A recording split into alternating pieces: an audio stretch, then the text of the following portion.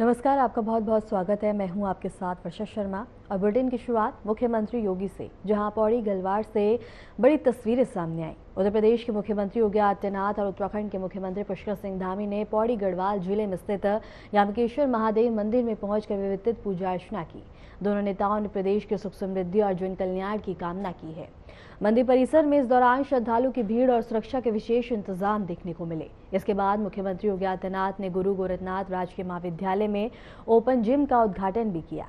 इस अवसर पर मुख्यमंत्री पुष्कर सिंह धामी मौजूद रहे।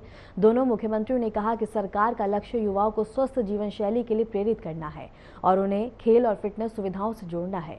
उद्घाटन के बाद छात्रों और स्थानीय लोगों में उत्साह देखने को मिला है।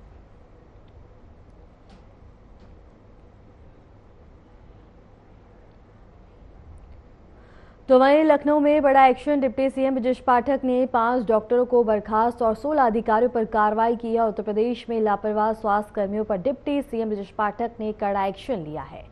स्वास्थ्य सेवाओं में लापरवाही बरतने पर सरकार ने सख्त रुख अपनाते हुए कई चिकित्सा अधिकारियों के खिलाफ अनुशासनिक कार्रवाई की है। जानकारी के अनुसार लापरवाही के मामलों में 5 चिकित्सा अधिकारियों को सेवा से बर्खास्त कर दिया गया। इनमें डॉक्टर अलंकरानंद और doctor Ramji Bhardwaj, doctor Saurabh Singh, doctor Vikalesh Kumar Sharma और इसके साथ ही डॉक्टर मोनिका वर्मा शामिल हैं। इनके अलावा बता दें कि मुख्य चिकित्सा अधिकारी समेत 16 चिकित्सा अधिकारियों पर भी अनुशासनिक कार्रवाई की गई। लापरवाही बरतने वालों पर सीएमओ से स्पष्टीकरण भी तलब किया गया। तो वहीं डिप्टी सीएम बृजेश पाठक ने स्पष्ट किया है कि स्वास्थ्य सेवाओं में किसी भी प्रकार की लापरवाही बर्दाश्त नहीं की जाएगी और आगे भी इसी तरह की सख्त कार्रवाई जारी रहेगी।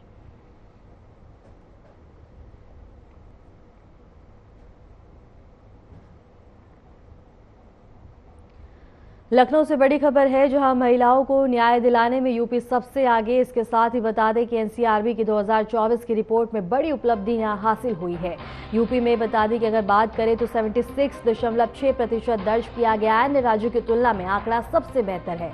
रिपोर्ट में सबसे खराब स्थिति पश्चिम बंगाल की देखने को मिली है। महाराष्ट्र जैसे बड़े राज्य में भी रेट बता दें कि 8.7% और कर्नाटक में दर 4.8 और तेलंगाना की अगर बात करें तो यहाँ 14.8% है। वहीं केरल में बता दें कि 17, पंजाब में 19, तमिलनाडु में 23.4 यहाँ आंकड़ा दर्ज किया गया है। और कोर्ट में महिला अपराध के कुल 3,052,664 मामले हैं और इसके साथ ही 27,659 की सुनवाई पूरी हुई है और इसके साथ ही 21,160 में सजा यहाँ मिलती हुई नजर आई है। सीएम योगी राज्य में महिला सुरक्षा को लेकर सख्ती यहाँ बरतते हुए नजर आए हैं। वहीं अपराधियों पर कार्रवाई की व्यवस्था भी यहाँ मजबूत हुई है। इस वक्त की बड़ी खबर आपको बता दें, महिलाओं को न्याय दिलाने के मामले में उत्तर प्रदेश ने देश भर में सबसे बेहतर प्रदर्शन किया है।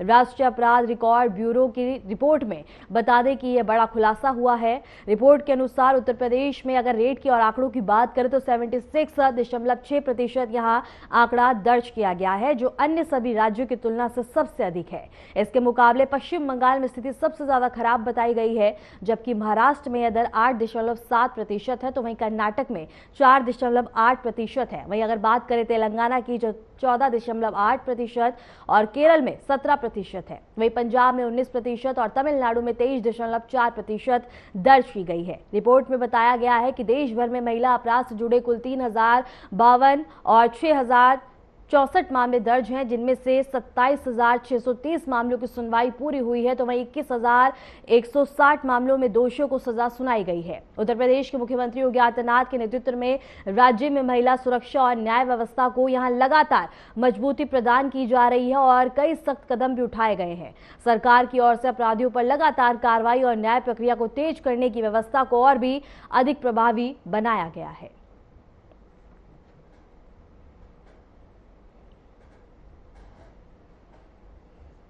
और इसके साथ ही ग्राफिक्स के जरिए से आपको बता रहे हैं, जहां एनसीआरबी की रिपोर्ट में यूपी की बड़ी उपलब्धि यहां दर्ज की गई है। 2024 में महिलाओं के खिलाफ अपराधों में यहां लगातार गिरावट देखने को मिली है।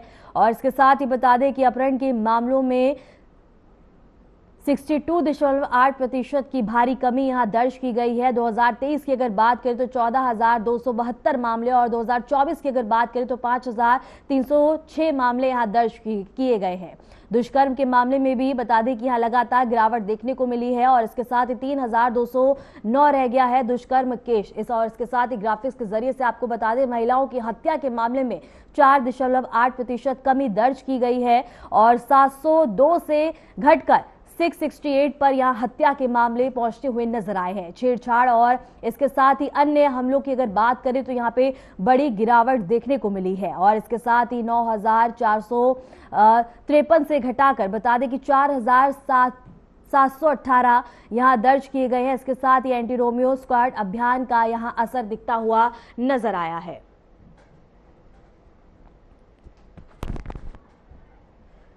इसी पर रुक करेंगे हमारे संवाददाता अमन प्रधान का। अमन, क्या कुछ जानकारी है? लगातार जिस यूपी को हमेशा अपराध का गढ़ कहा जाता था, लेकिन अगर रिपोर्ट की बात करें तो यहाँ यूपी में सबसे अच्छा प्रदर्शन देखने को मिला है, जहां महिलाओं को खासकर न्याय मिलता हुआ नजर आया है। अमन, देखिए वर्षा, जिस तरीके से अगर बात की जाए, खासकर अगर 2017 के बाद से लगातार जिस तरीके से उत्तर प्रदेश में माफिया राज लगातार खत्म हुआ है और जिस तरीके से अगर बात की जाए उत्तर प्रदेश में जो महिला अपराध है उस पर कहीं ना कहीं लगाम लगी है। अगर बात की जाए 2023 में, तो 2023 में एक बड़ा आंकड़ा था और उसके बाद 2024 का जब लोकसभा चुनाव आया तो उसके बाद फिर से जब एसएआरबी की रिपोर्ट सामने आई तो उसमें कहीं ना कहीं घटौती, जो अपराधों की बात की जाए तो लगातार घटौती देखने को मिली। साफ तौर पर 2026 चल रहा है और 2026 की अगर बात की जाए तो महिला अपराधों में लगातार कमी आई है। अगर बात की जाए जिस तरीके से अगर बात की जाए जो महिला अपराधों के साथ साथ जो जघन्य अपराध हैं, चाहे वो सामूहिक दुष्कर्म की बात की जाए, चाहे जिस तरीके से जो बड़े बड़े जघन्य अपराध है जिसमें माफियाओं को लगातार उत्तर प्रदेश सरकार ने लगातार जिस तरीके से उस पर काम किया है और लगातार पुलिसिंग को लेकर के जिस तरीके से मुख्यमंत्री योगी आदित्यनाथ का लगातार जो रवैया है वो एकदम स्पष्ट रहता है कि जीरो टॉलरेंस की जो नीति है वो कहीं ना कहीं लगातार कारगर है। और लगातार जिस तरीके से अगर पुलिस की बात की जाए, चाहे प्रशासनिक अमले की बात की जाए, चाहे शासन लेवल की बात की जाए, तो लगातार एक प्रयास किया जा रहा है मुख्यमंत्री की ओर से कि जीरो टॉलरेंस की नीति पर काम किया जाए। और जिस तरीके से मुख्यमंत्री समय दर समय जो सभी अधिकारियों के साथ लगातार चर्चा करते हैं और कहीं ना कहीं जो अपराधों में किस तरीके से अपराध उत्तर प्रदेश में हो रहे हैं उनकी भी कहीं ना कहीं समीक्षा बैठक करते हैं। तो साफ तौर पर सूबे के मुखिया लगातार, चाहे मुख्यमंत्री योगी आदित्यनाथ की बात की जाए, चाहे डीजीपी की बात की जाए, उत्तर प्रदेश के जो डीजीपी हैं राजीव कृष्णन, उनकी बात की जाए, तो लगातार पुलिसिंग को और बेहतर बनाया जा रहा है। वहीं अगर बात की जाए वर्षा, तो उत्तर प्रदेश में जो अगर लगातार जो क्राइम रेट की अगर बात की जाए तो लगातार फिजिकल जो क्राइम रेट है वो उस पर कहीं ना कहीं लगाम लगाई गई है। और जिस तरीके से साइबर अपराधों में जो बढ़ोतरी हो रही है, साइबर अपराधों में जिस तरीके से लगातार अंकुश लगाने के लिए लगातार जो प्रशासन है वो लगातार काम कर रहा है। कई लगातार साइबर थानों की जो नए नए थाने हैं वो खोले जा रहे हैं। पुलिस को और मॉडर्न वे में किस तरीके से लाया जाए उस पर लगातार काम किया जा रहा है। अभी हाल ही की बात की जाए, मुख्यमंत्री ने 2 दिन का पूरे पुलिस महकमे के साथ एक विस्तृत बैठक की थी और उस बैठक में ये साफ स्पष्ट पुलिस के सभी आला अधिकारी की बात की जाए, चाहे कर्मचारियों की बात की जाए, उन्होंने स्पष्ट किया था कि महिला अपराधों में की बात अगर की जाए, चाहे साइबर अपराधों की बात की जाए, तो उस पर किस तरीके से लगाम लगाई जा सके।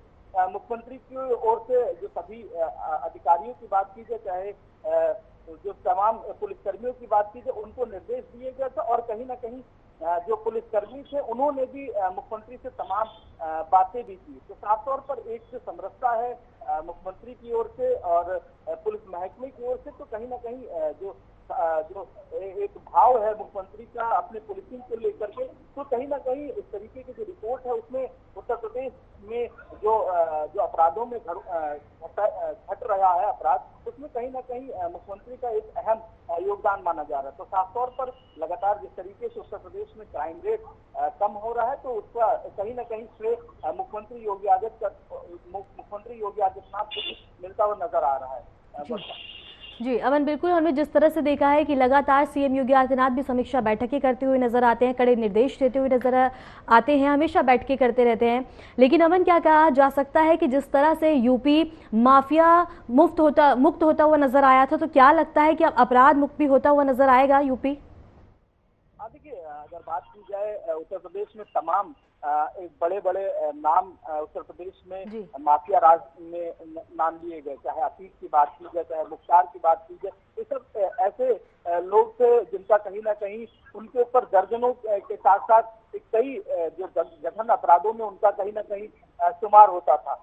उन अपराधियों को कहीं ना कहीं उत्तर प्रदेश सरकार ने उन पर कार्रवाई की, बुलडोजर एक्शन हुआ, और कहीं ना कहीं आज उनका जो यूपी से जिनका जो अब उत्तर प्रदेश में रह रहा है माफिया है, उन्होंने भी कहीं ना कहीं सरेंडर किया है और वो आज कहीं ना कहीं जेल के पीछे हैं। तो कहीं ना कहीं बेहतर पुलिसिंग और कहीं ना कहीं जो उत्तर प्रदेश का मुख्यमंत्री का जो आचरण है वो कहीं ना कहीं जीरो टॉलरेंस का है। तो लगातार जीरो टॉलरेंस की नीति पर मुख्यमंत्री योगी काम कर रहे हैं, और कहीं ना कहीं जिस तरीके से उत्तर प्रदेश का माफिया राज, गुंडा राज कहीं ना कहीं खत्म हुआ है, तो इसका बड़ा श्रेय मुख्यमंत्री योगी को जाता है। और सबसे बड़ी बात वर्षा इसमें ये भी है कि लगातार एक बेहतर पुलिसिंग किस तरीके से की जाए, किस तरीके से बेहतर जो इक्विपमेंट्स हैं वो पुलिस को दिए जाए, किस तरीके से उनको और मॉडर्न वे में लाया जाए, इस पर भी लगातार मुख्यमंत्री योगी लगातार बात करते रहते हैं। तो कहीं ना कहीं मॉडर्निटी को लेकर के जो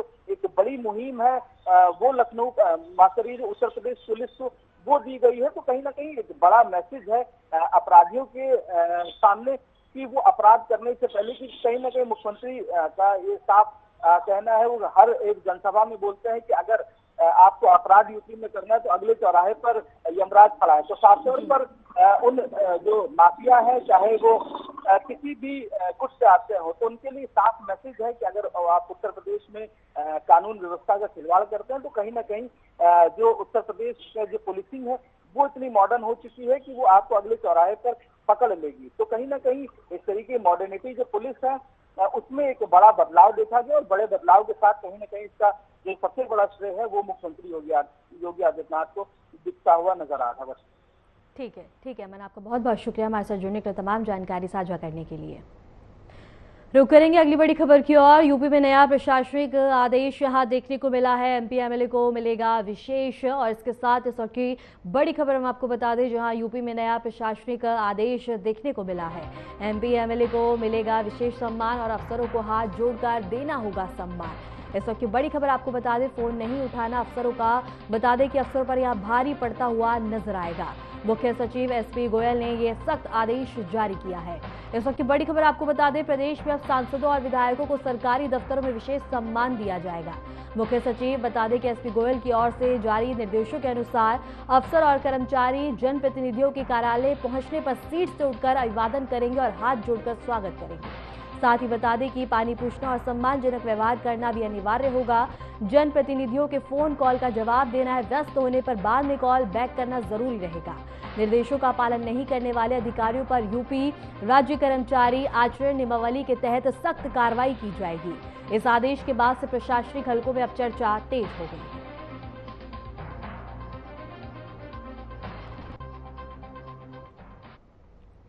उधर झांसी में प्रशासन ने बड़ी कार्रवाई करते हुए सपा के पूर्व विधायक की संपत्ति को कुर्क कर दिया है। जिला प्रशासन ने पुलिस और राजस्व विभाग की संयुक्त टीम के साथ ये कार्रवाई की है।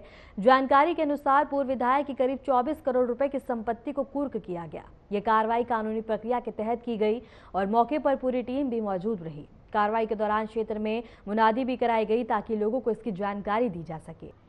झांसी के यहाँ प्रचलित वाद संख्या 1651/26 के क्रम में जो माननीय न्यायालय का आदेश प्राप्त हुआ है, आज उसके क्रम में अभियुक्त दीप नारायण उर्फ दीपक द्वारा अवैध रूप से तथा समाज विरोधी गतिविधियों में संलिप्त रहते हुए जो संपत्ति अर्जित की गई थी, उसकी 14(1) गैंगस्टर एक्ट के तहत जब्तीकरण की कार्रवाई आज की जा रही है। इसमें आज कुल 3 स्थानों पर करगुआ जी, बनगुआ और भगवंतपुरा क्षेत्र में स्थित संपत्तियां जो इनके सहयोगियों कैलाश नारायण, SR रेजिडेंसी, अशोक गोस्वामी, मुन्नालाल तथा अभिषेक गोस्वामी के नाम से होना बताई जाती हैं। इनके आज जब्तीकरण की कार्रवाई स्थानीय तहसील के सक्षम अधिकारियों तथा स्थानीय पुलिस की मौजूदगी में माननीय न्यायालय के आदेश का पालन करते हुए प्रक्रिया पूर्ण की गई है। इसी प्रकरण में पूर्व में 2023 से लेकर अब तक लगभग 596 करोड़ की कुल संपत्ति का कुर्की की कार्रवाई अभी तक की जा चुकी है।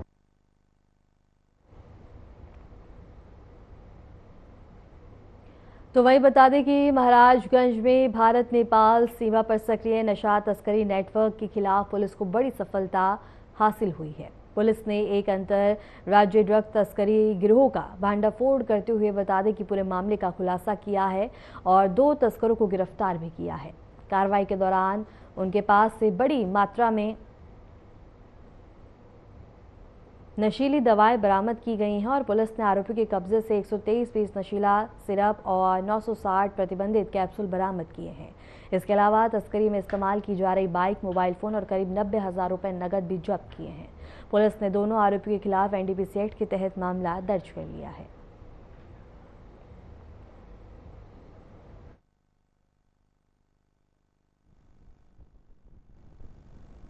थाना पुरंदरपुर की पुलिस टीम के द्वारा एक सराहनीय कार्य हुआ जिसमें बैंड ड्रग्स की भारी मात्रा में रिकवरी हुई है।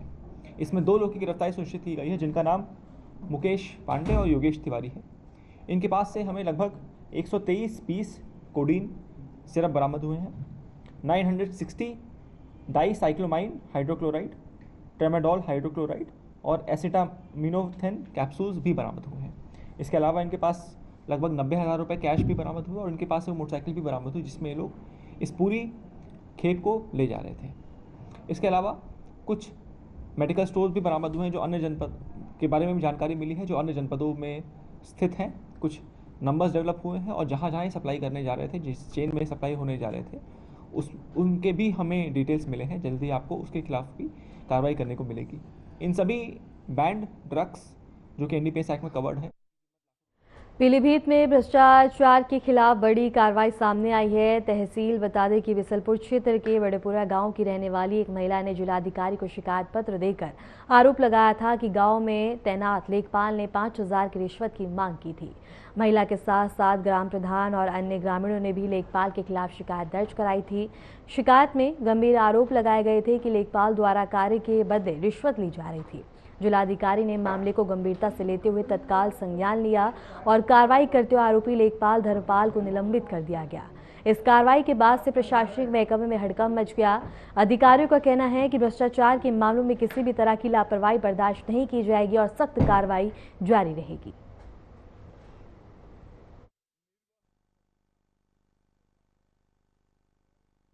नहीं, उसी धर्मपाल एक लेखपाल है बीसलपुर का, उसके खिलाफ हम लोगों को शिकायत मिली थी कि उसने जानबूझ करके एक गरीब व्यक्ति का जो आय प्रमाण पत्र था वो ज़्यादा का बनाया था, जिससे वो कमज़ोर व्यक्ति बेचारा ना पेंशन पा रहा था, ना वो मुख्यमंत्री बाल सुरक्षा योजना के तहत लाभ भी पा रहा था। तो फिर उसकी हम लोगों ने जांच कराई और पता किया और उसकी लापरवाही मिली तो उसको सस्पेंड किया गया है, मूल वेतन पर लाया गया है।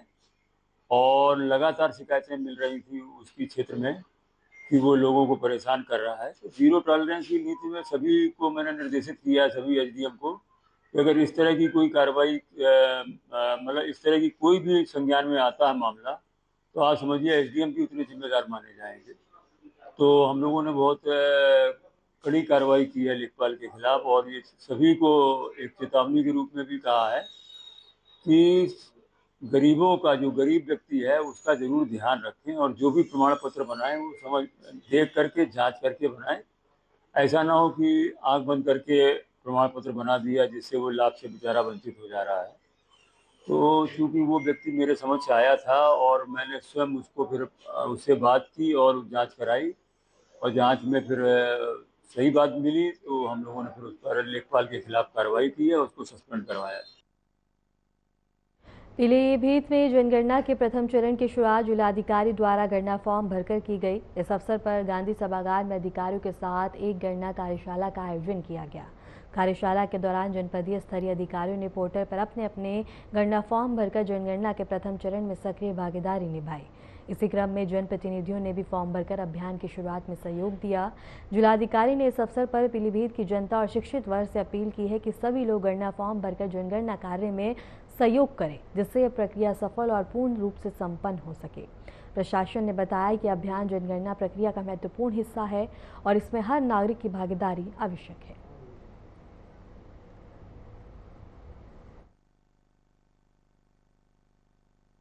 7 तारीख से जैसे सभी को पता है कि उत्तर प्रदेश में 100 जनगणना शुरू हो गई है और ये सभी अधिकारियों से कहा गया है, सभी पत्रकारों से, सभी जो जनप्रतिनिधिगण हैं उनको भी हम लोगों ने लेटर लिखा है और आज मैंने स्वयं अपना फॉर्म भरा है।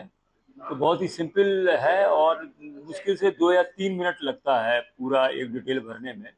तो मैं सभी जनपद पीलीभीत के निवासियों से निवेदन करना चाहूँगा कि आपको हम लोगों ने पूरा एक सिस्टम बता दिया है कि इस पोर्टल पर काम होगा और उस पोर्टल पर जा कर के आप अपना पूरा डिटेल भर सकते हैं, अपनी जानकारी दे सकते हैं और यदि कोई समस्या आपको आती है तो जो प्रगणक हैं वो आपके घर जाएंगे और आपकी समस्या का समाधान करेंगे। तो मैं सभी से ये कहना चाहूँगा कि इस बहुत बड़ा काम है ये देश का, इसमें सभी लोग अपना अपना योगदान दें और इस 100 जनगणना में भाग लें और अपनी जो भी डिटेल है वो कृपया करके मोबाइल के माध्यम से उसका डिटेल भरें और राष्ट्र के निर्माण में अपना योगदान।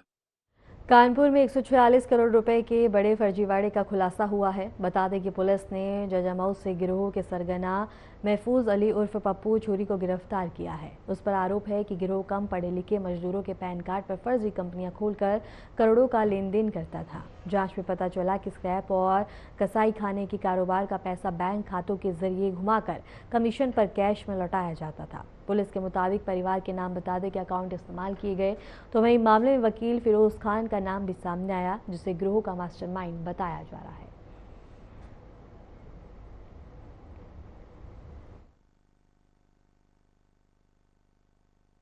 डिफरेंट उसे आ रहा है, वही तो मतलब यही लोग घुमवा रहे हैं पैसा घुमाने के लिए। इसीलिए तो स्क्रैप व्यवसायी बोला हमने, स्लॉटर से जुड़े हुए लोग हैं, घुमवाने का काम करते हैं। ये सुनिए, उनके अकाउंट में आता है बड़े व्यवसायी से, उसने जो है उसका खाते में ट्रांजैक्शन करा, खाते में डाला और फिर इसने कैश विड्रॉल करा, फिर बांटा और फर्जी कंपनी में भी डाला, व्यापारी डाल। ठीक है, ये इसका नेटवर्किंग। मार्केट से सामान खरीदा, सामान वाले को कैश दिया, कैश वाले ने इन्होंने ये बन गया जिसके खाते में पैसा आ रहा है। कंपनी ने अपने यहाँ से डायरेक्ट पैसा किस में दिखा दिया, नंबर 1 में दिखाया, नंबर 1 में दिखा करके इसे डिस्ट्रीब्यूट करके इसके सामान का दिखा दिया। सामान का ये तो हुआ एक स्लॉटरिंग का। वो मार्केट में गया, मार्केट में उसने जानवर खरीदे और जानवरों का पैसा बनाकर ब्रोकर का, जैसे इसका नेक्स्ट ब्रोकर अजमेरी बताया, इसने रुस्तम बताया, जैसे उनको देता, उन्होंने किसको दिया, उनको स्लॉटर वाले को दिया। स्लॉटर वाले ने क्या पैसा निकाला फिर इनके खाते में भिजवाया। समझ गए, ये तो स्लॉटर वाला हो गया। ये मार्केट में जा रहा है, मार्केट से जो है खरीद रहा है, इसके पास कैश आ रहा है, ये कैश आकर के मार्केट में दे रहा है, बहुत सारे लोगों को दे रहा है। फिलहाल के लिए उत्तर प्रदेश की खबरों में इतना ही, और ऐसे उत्तर प्रदेश की तमाम खबरों को जानने के लिए देखते रहें RNTV नेशन।